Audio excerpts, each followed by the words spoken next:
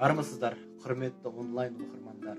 Биыл өздеріңізге белгілі мерейлі мерейтойларға толы жыл. Осы орайда Көкшетау қалалық қазақ кітапханасында Абай әдеби орталығы ашылған болатын. Сіздерді онлайн экскурсияға шақырамыз.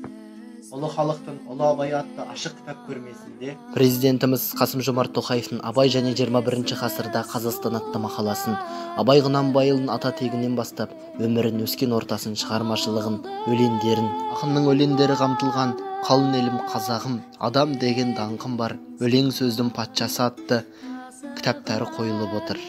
Сонымен қатар аудармалары, қара сөздері де бар.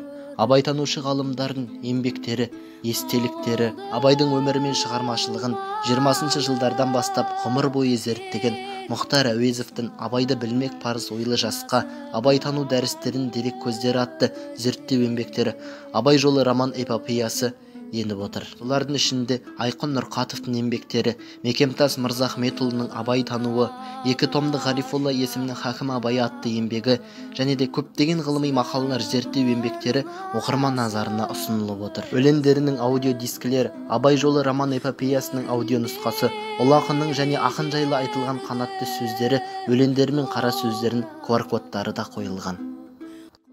Атадан қалған асыл сөз атты бөлімде ұлы ақынның ұлағатты қара сөздерінің аудио нұсқалары, QR-кодтары берілген. Тек қана қазақ тілінде емес, сонымен қатар орыс және ағылшын тілдерінде қолдана аласыздар.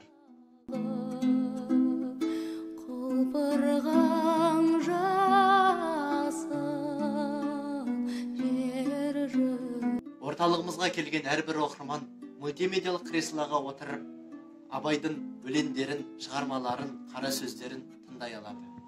Артық ғылым кітапта ерінбей оқып көруге деп, ақын Абай атамыз айтып кеткендей, барлықтарыңызды кітап оқуға шақырамыз.